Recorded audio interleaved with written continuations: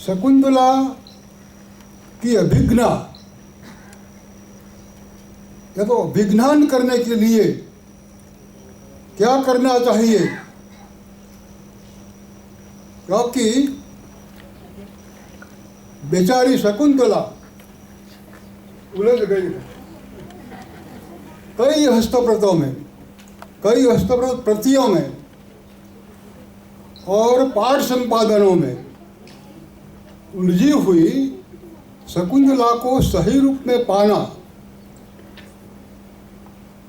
और शकुंतला का कालिदास ने जो रूप बनाया है, कालिदास ने जो चित्रण किया है, वो हमारे सामने रखने के लिए उन्होंने करीब करीब 75 हस्तप्रतों का संकलन आकलन किया। और हम गुजराती भाषा में तो कहते हैं ना कि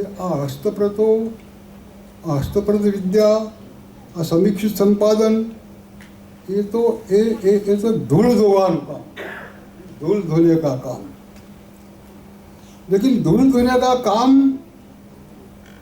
ધૂળ ધોવાનું કામ એટલે ઘણાને કદાચ ભૂલી ગયા હશે કે પેલા સોની કે ઝવેરી હોય એની દુકાન આગળ પેલી કેટલીક ધૂળ એકઠી કરવામાં આવે અને ધૂળ ધોઈ જાય, એમાંથી કેટલાક રજકણો, પછી રજતના રજકણ હોય કે સોનાના હોય, એ બધા રજકણો ભેગા કરે અને કદાચ ક્યાંક કશુંક ન પણ મળે તો 75 હસ્તપ્રતો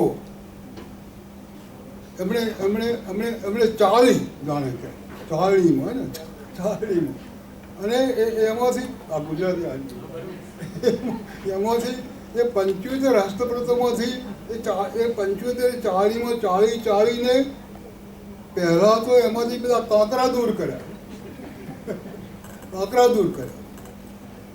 અને પાછું, કારણ કે આ એમાંથી કાંકરા દૂર કર્યા પછી પાછું એને પાછું ફરી એને 75 પાછું નિરીક્ષણ કરવું પડે, એક એક દાણો નિરીક્ષણ કરવો પડે, એક એક દાણો, એક એક અક્ષર, એક એક શબ્દ, એક એક વાક્ય, અને જે આખી સમીક્ષા કરવી પડે ને. તો મારે આ બધાની સમીક્ષા કરવાની મારી કોઈ ક્ષમતા નથી, પણ આવા પ્રકારનું એક શકુંતલાને સાચી રીતે પામવાની, ઓળખવાની, ઓળખ કરાવવાનું જે એમણે એક ભગીરથ કાર્ય કર્યું છે 75 હસ્તપ્રતોને આધારે, એ ખરેખર અદ્ભુત છે. કારણ કે દેશ વિદેશના આ હસ્તપ્રતો ઉપર કામ કરનાર, મેન્યુસ્ક્રિપ્ટોલોજી ઉપર કે હસ્તપ્રત વિદ્યા ઉપર કામ કરનાર જે જાણીતા 10-15 જે જાણીતા દેશના અને વિદેશના પણ જે વિદ્વાનો છે, એવા વિદ્વાનોમાં ડૉક્ટર વસંતભાઈનું નામ આદરથી લેવામાં આવે છે. અને આવા પ્રકારના વક્તા આજે મારા નામની વ્યાખ્યાનમાં પ્રાપ્ત થયા તે બદલ એમના પ્રત્યે હું આભાર વ્યક્ત કરું છું, ધન્યવાદ કરું છું. ડિપાર્ટમેન્ટના સંસ્કૃત વિભાગના બધા જ સારસ્વતોએ, અધ્યાપક મિત્રોએ, ડૉક્ટર દિલીપભાઈ, ડૉક્ટર દેવસિંહભાઈ, વૈશાલીબેન, પછી બધા જ અધ્યાપકો અને કેટલા બધા સારસ્વતો અહીંયા ઉપસ્થિત છે. પાછું આ વ્યાખ્યાનનું ગૌરવ તો એ થયું કે આખું એ વ્યાખ્યાનમાં બધી પાછળથી ચર્ચાઓ કેટલી બધી થઈ. સમીક્ષાત્મક સંપાદનમાં પેલી વેસ્ટર્ન સમીક્ષા પણ આવી અને પશ્ચિમની પણ. પશ્ચિમમાં પણ કેવા પ્રકારનું છે, શું થઈ રહ્યું છે, અને અહીંયા ભારતની જે બધી હસ્તપ્રતો એમાં શું કેવા પ્રકારનું થઈ રહ્યું છે. એટલે સમીક્ષાત્મક આવૃત્તિ તૈયાર કરવામાં આવી રીતે સમીક્ષાત્મક ચર્ચા વિચારણા પણ થઈ, એટલો બધો વિચાર વિમર્શ થયો. અને અજીતભાઈ તો પાછું બધું એમનામાંથી જે વાણી નીકળે ને, જે વાણી એ હૃદયમાંથી સાચી વાણી નીકળી, એક એક શબ્દ, એક એક વાક્ય મૂલ્યવાન હોય.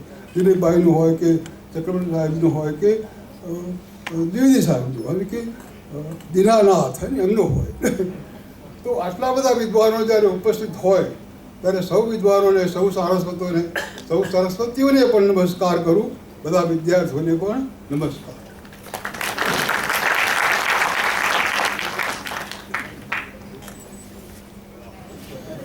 अपार मैं अध्यक्षीय उद्बोधन के लिए मैडम को सादर निमंत्रित करता हूँ.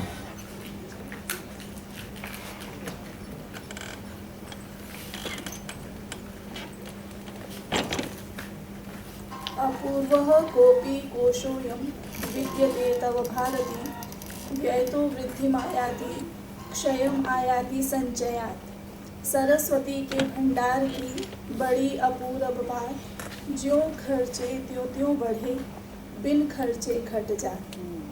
आज हमने साक्षात रूप से इस भाव को यहाँ पर घटित होते हुए देखा है और मैं स्वयं को धन्य मानती हूँ संस्कृत विभाग पाटन के सौजन्य से और वसंत भट्ट भाई के सौजन्य से कि आपने ये कहा कि आप धन्य हैं जो आप इस पांडुलिपि का दर्शन कर पाए।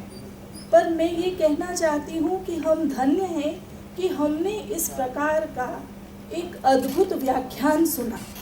कालांतर में हम अपनी पीढ़ियों को बताएंगे कि हम किस प्रकार के व्याख्यानों को सुना करते थे और सुनते सुनते उन व्याख्यानों को सुनते सुनते हमने ये जाना कि जब हम पढ़ते थे तो हमारे पाठ्यक्रम में जो सिलेबस हमको प्रकाशित रूप से प्राप्त होता था उसमें ये लिखा हुआ होता था कि अभिज्ञान शाकुंतलम निर्णय सागर प्रेस, कि वो सबसे आइडियल, सबसे वो आदर्श प्रकाशन है, उससे बड़ा कोई प्रकाशन नहीं है। पर हमको तब ये बिल्कुल ज्ञात नहीं था और हमारी अनेक पीढ़ियाँ इसी प्रकार से अभिज्ञान शकुंतला नाटक का पठन करते हुए, स्वाध्याय करते हुए और अध्यापन करते हुए बीत गई। ये बड़े एक दुखद त्रासदी है कि इतना बड़ा कवि, इतना श्रेष्ठ कवि हमारी परंपरा को प्राप्त हुआ और जो कहा जाता है कि काव्य शास्त्र विनोदेन कालो गच्छति धीमताम, आज वो यहाँ पर घटित हुआ है। हमें समय का ज्ञान ही नहीं हुआ। मुझे ऐसा प्रतीत होता है कि आपने जिस प्रकार की एक सार्थक चर्चा यहाँ पर प्रवृत्त हुई उसमें अब अध्यक्षीय वक्तव्य का कोई औचित्य ही नहीं है।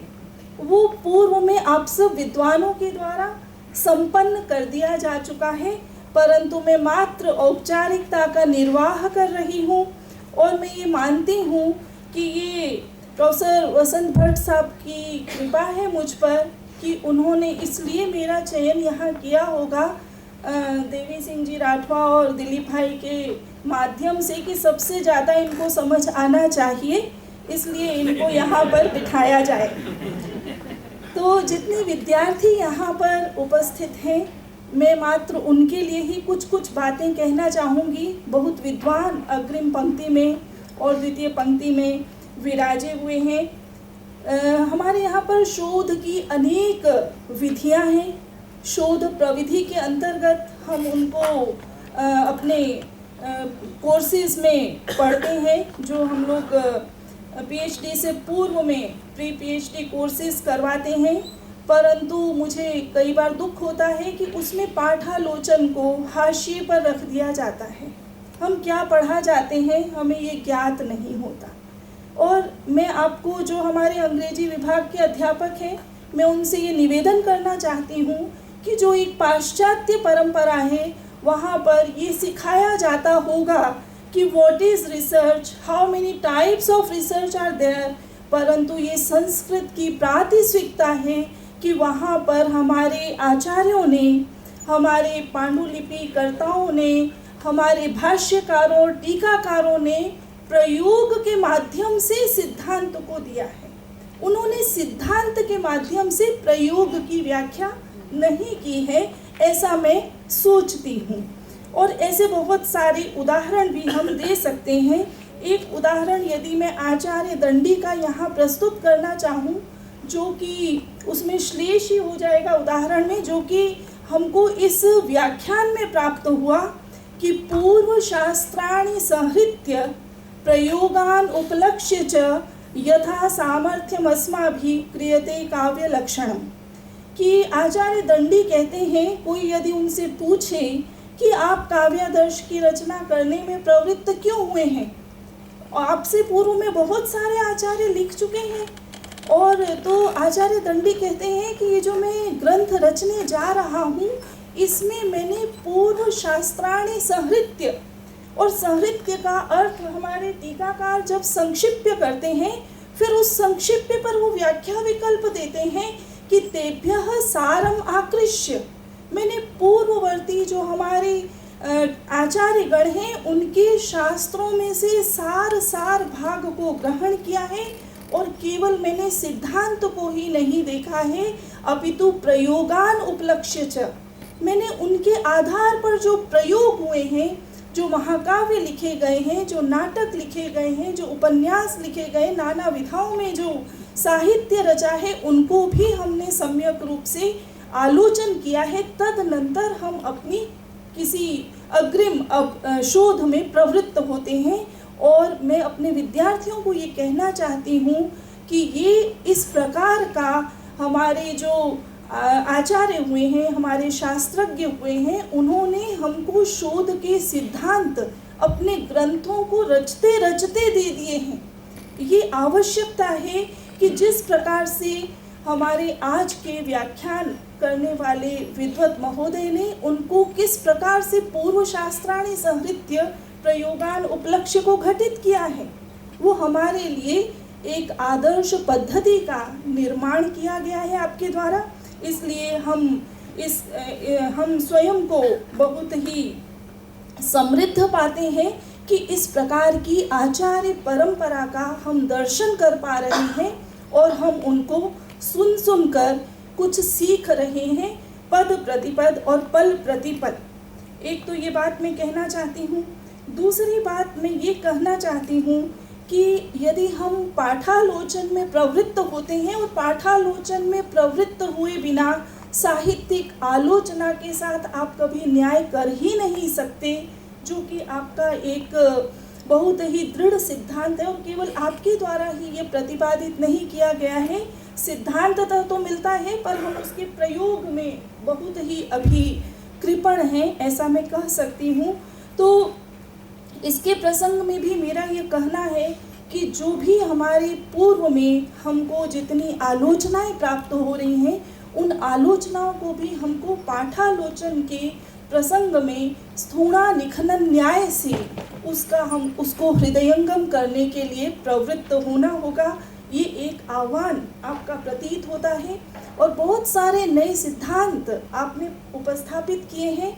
हमारी जो दार्शनिक परंपरा है, क्योंकि मेरा मुख्य विषय दर्शन है, आप भले मुझे कवित्री कहते, कुछ भी कहते, मैं वो भी कर देती हूँ कुछ काम, लेकिन उसमें हमारे आचार्यगण जब अपने पूर्ववर्ती आचार्यों के सिद्धांतों का खंडन करते थे, तब वो कहते थे इति केचित, ये केचित कथयन्ति, ऐसा वो कहते थे। वे नामना कथन नहीं करते थे। तो परंतु आज आपने एक नई परंपरा यहाँ पर उपस्थापित की है कि आपने नामना अपने पूर्व पक्षियों का कथन किया है, और परंतु वो कथन करते हुए भी जो आपकी सहृदयता है, आप उस व्यक्ति का खंडन नहीं करना चाहते हैं, जो कि हमारे पूर्वाचार्य भी नहीं करना चाहते थे। आप उस सिद्धांत के प्रति अपनी असहमति अभिव्यक्त करते हैं और उसमें उपपत्तियां प्रस्तुत करते हैं, केवल इसलिए नहीं कि ये वसंत भट्ट कह रहे हैं कि ऐसा नहीं हो सकता। ये एक बहुत बड़ी विशेषता है कि आपने कहा, जब जो भी सिद्धांत दिया उसमें आपने एकाधिक हेतु प्रस्तुत किए, निष्कर्ष प्रस्तुत किया, शोध पत्र कैसे लिखा जाना चाहिए, यदि हमने ये व्याख्यान देखा है, इसका प्रस्तुतिकरण देखा है, और बहुत सूक्ष्मता से यदि हमने ये सब सुना है, तो हमारे विद्यार्थियों को आज उसका एक बहुत सुंदर प्रयोग प्राप्त हुआ है कि शोध पत्र में ऑब्जेक्टिव्स और the scope of the problem and what is the problem, ये क्या है, इसको लेकर हम किस किस बिंदु से सोपान प्रति सोपान अग्रसर होते हैं, ये एक बहुत सुंदर निदर्शन है। अंत में मैं ये कहना चाहती हूँ कि मैं इसलिए स्वयं को सौभाग्यशाली समझती हूँ कि मैंने दर्शन जिनसे पढ़ा, प्रोफेसर गणेशीलाल जी सुथार, जोधपुर विश्वविद्यालय में वो हैं अभी भी सेवानिवृत्त हो चुके हैं, परंतु निरंतर अहोरात्र उनकी लेखनी प्रवृत्त होती रहती है। और वो वसंत भट्ट साहब के साथ उनकी जो मित्रता थी, उस मित्रता के कारण आप हमको पुनश्चर्या पाठ्यक्रमों में प्राप्त हुए एक रिसोर्स पर्सन के रूप में, और एक इस प्रकार की अलग जगह आपने कि हम आज अपने कक्षा में जब शाकुंतल में पढ़ाती हूँ तो आपके 2, 4, 5 जो शोध पत्र हैं मेरे विद्यार्थियों को उनका वाचन करवाती हूँ, और वो भूमिका बनने के बाद हम शाकुंतल में प्रवृत्त होते हैं। तो एक बहुत बड़ा, अब मेरे विद्यार्थी, मैं सोचती हूँ कि ये बंगाली वाचना और कश्मीरी वाचना, मैथिली वाचना सुन के ऐसा थोड़ा सा शिरा प्रकंपित हो जाएगा कि ये क्या है। और एक दिन मैंने बहुत कठिन आपका एक शोध पत्र था, तो मैंने कहा आज इसका वाचन करते हैं, क्योंकि उस दिन विद्यार्थी थोड़े कम थे। तो उन विद्यार्थियों में ऐसी ललक जगी, एक कोई दूसरे विषय की बच्ची हमारी कक्षा में बैठी थी कि इन सखियों के साथ जाऊंगी। उसने बाद में कहा काश मुझे पता होता कि संस्कृत को ऐसे पढ़ाया जाता है, तो मैं फर्स्ट ईयर में संस्कृत लेती। ये एक बहुत बड़ी उपलब्धि आपने भली, वो आप अहमदाबाद में हैं, मैं ये नहीं कहूँगी कि मुझे बहुत दुख है कि मैं भी अहमदाबाद में क्यों नहीं हुई, क्योंकि मैंने आपसे बहुत संपर्क आपका रहता है और बहुत सारे शोध पत्र आपके मेरे पास आते हैं और हम उनको पढ़ के अपने विद्यार्थियों के साथ, इसलिए हमको उनको साझा करना चाहिए कि ये परंपरा आगे से आगे बढ़े। और परंपरा का जो संस्कृत पढ़ते हैं वो ये जानते हैं कि परंपरा का अर्थ होता है परात परम, जो पूर्व से आगे बढ़े। जो परंपराएं रुक जाती हैं, निरुद्ध हो जाती हैं, वे रूढ़ी बन जाती हैं। और हमारी जो परंपरा है वो रूढ़ी को कभी भी, रूढ़ी की श्लाघा नहीं करती है, अपितु हम परंपरा का सम्मान करते हैं। तो मैं गुरु चरणों में प्रणाम करती हूँ, और बहुत सारे नए नए नाम आप हमको सिखाते हैं और हम उन्हीं का उच्चारण करके स्वयं विद्वान माने जाते हैं।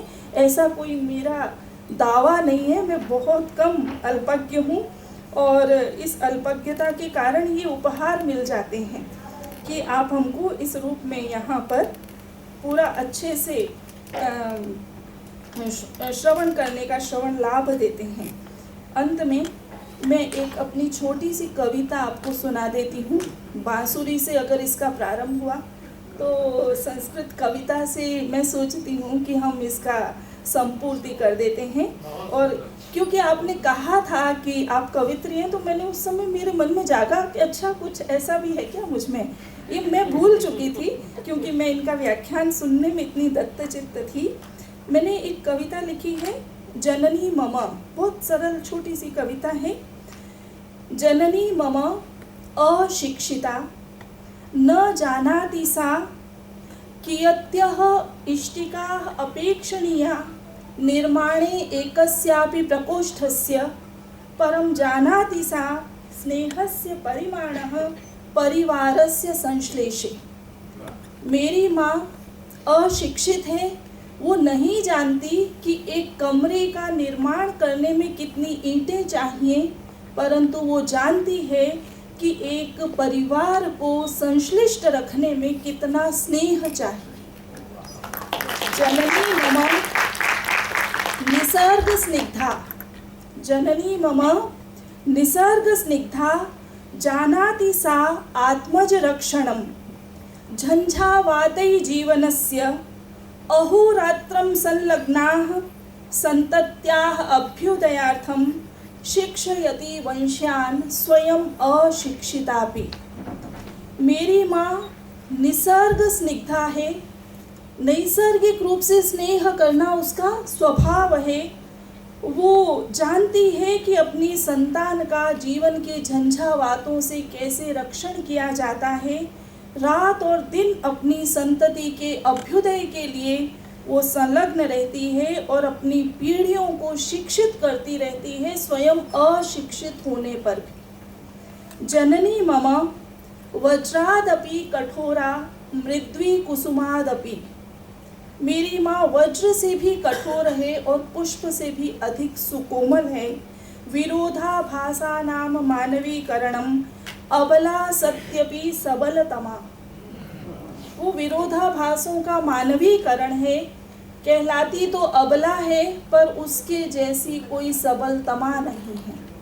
अंतिम अंश है, जननी मम सर्जना साधर्म्यात् सच्चिदानंद रूपिणी। जननी मम सर्जना साधर्म्यात् सच्चिदानंद रूपिणी, संतति परंपरया सत मातृत्वं चित यतो हि मोदप्रदा सदैव प्रमुदिता, अतः आनंद रूपिणी स्थूलस्य क्षतिः न तु सारस्य। मेरी माँ सर्जना साधर्म्य से, आप सब जानते हैं कि या तो प्रजापति ने सृष्टि की है इस संसार की, और फिर अपने अतिरिक्त अगर सर्जना का अधिकार देने योग्य उसने समझा है तो वो जननी को समझा है या स्त्री को समझा है। तो मेरी माँ सर्जना करती है और सर्जना करने का साधर्म्य जो है, इसलिए वो सच्चिदानंद ब्रह्म रूपिणी है। वो अपनी संतति परंपरा से सत रहती है, कभी नष्ट नहीं होती। उसका मातृत्व चित है, और क्योंकि वो सदा मोदक प्रदा रहती है, प्रमुदिता रहती है, इसलिए आनंद रूपिणी है। स्थूल देह की क्षति होती है, परंतु सार तत्व की क्षति नहीं होती, और सार सार को गही रहे, थोथा दे उड़ाए। अंत में मैं यही कहना चाहूँगी, बहुत बहुत धन्यवाद। इतना सुंदर व्याख्यान सुनने के बाद आपने मुझे सुना, और मैं संस्कृत विभाग का, विशेष रूप से अध्यक्ष महोदय राठवा जी का, दिलीप पटेल भाई का प्रमुख रूप से धन्यवाद ज्ञापित करती हूँ। मैं प्रभुनाथ द्विवेदी जी के चरणों में प्रणाम करती हूँ। दीनानाथ जी यहाँ पर विराज रहे हैं और मेरे गुरुजी हैं ये। मैंने इनसे प्राकृत पढ़ा है BLI दिल्ली में, तो इनको भी मैं प्रणाम करती हूँ। और अंग्रेजी विभाग के यहाँ पर प्राध्यापक हैं, और ये बहुत ही सुंदर युति है आपकी संस्कृत विभाग के साथ। और मणिभाई प्रजापति जी के चरणों में प्रणाम करती हूँ। और ये बहुत सुंदर प्रकल्पना है कि आप स्वयं अपने व्याख्यान को, अपने नाम से प्रदान किए गए व्याख्यान को सुनते हैं। ये मुझे नहीं लगता है कि पूरे भारत में इसके अतिरिक्त कहीं होता होगा। ये एक नई परंपरा है, और ये सचमुच एक अद्भुत प्रयोग आप लोग कर रहे हैं। इसलिए मैं जयतु भारतम जयतु संस्कृत।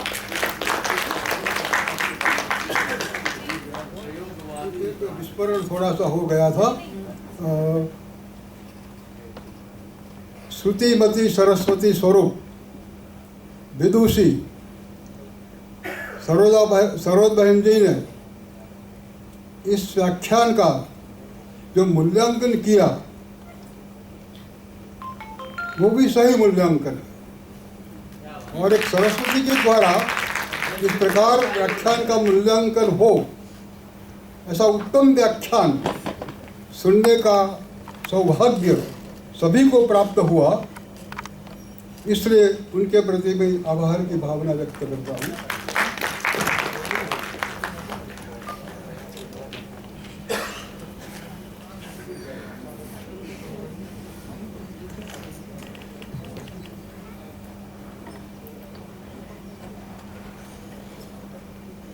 जैसे मैडम ने बताया कि ये बड़ी खुशी है कि जिसके नाम की व्याख्यान माला है वो स्वयं इस व्याख्यान माला में सम्मिलित हो रहे हैं, और हम तो चाहते हैं कि वो होते ही रहे। और ये भी हमारे मन में आज एक और परिकल्पना भी हुई है कि 3 दिन की व्याख्यान माला है, 2 व्याख्यान है। सेमिनार में ये विशिष्ट व्याख्यान से एक सेमिनार को गरिमा मिलती है। तो 3 दिन का सेमिनार है, 2 व्याख्यान मालाएं हो गई है, एक शेष दिन बच जाता है। तो इस विभाग के पूर्व अध्यक्ष और हमारे सबके आदरणीय वेदिया साहब तो रहे नहीं हैं, इनके परिवार से भी हम कुछ नहीं कह रहे, लेकिन कुछ अध्यापकों ने हमें सुबह चर्चा की है कि ये जो तीसरा दिन रह जाता है वो वेदिया साहब के नाम पे हम जोड़ने की कोशिश करेंगे। क्योंकि ये सेमिनार भी इन्होंने शुरू करवाया था, ये सेमिनार भी इन्होंने शुरू करवाया था। तो ये परिकल्पना है, हम इस शुभ दिन के लिए कामना करते हैं कि वो भी जल्द ही संपन्न काम हो, ये सेमिनार को और एक गरिमा मिले। सेमिनार का विस्तरण करना, जैसे पहले मणि भाई व्याख्यान माला हुई, फिर नांदी साहब की हुई, फिर ये होगी, जितेंद्र गांधी फेलोशिप इसमें जुड़ी। तो ये एक दिन प्रतिदिन ये सेमिनार एक ऊंचाई पे जाए, ये हमारी कोशिश है। आप सब इन पे सहयोग करते हैं, मार्गदर्शन करते हैं, इसके लिए आप भी आभारी हैं। मणि भाई विशेष रूप से आभारी हैं जिन्होंने ये शुरुआत करवाई आज से बरसों पहले। मैडम कौशल जिन्होंने अध्यक्षता की है। भट्ट साहब तो अब हमारे डिपार्टमेंट के मतलब है, यहाँ हमारे साहित्य चूड़ामणि के रूप में है, फिर भी आज के वक्तव्य के लिए उन्होंने जो बड़ा परिश्रम उठाया है, इसके लिए हम आभारी हैं। सबका हम धन्यवाद करते हैं और सुझाव भी चाहते हैं कि इसको कैसे ऊंचाइयों पे ले जाए। और विशेष रूप से आज तपस साहब और मिश्रा साहब, हेतलबेन, उन लोगों ने यहाँ पर पूरा व्याख्यान सुन के इसको एक नई दिशा में भी दिया है, उनके भी हम आभार व्यक्त करते हैं। और तो अब बाकी पेपर्स हैं, सेमिनार इसके मतलब थोड़ा हम विश्राम लेते हैं क्योंकि फ्रेश हो जाए। और इनके बाद 6 पेपर तो है, लेकिन हमने ये कहा है कि जिन लोगों को रुकना है कल, वो शायद कल पेपर प्रेजेंट करेंगे तो भी ठीक है। इसके बाद हम 1-8 घंटे का सेशन और लेंगे। मैं सबसे विनती करता हूँ कि हम थोड़े फ्रेश होके फिर से इस सभाखंड में जल्द ही लौटें।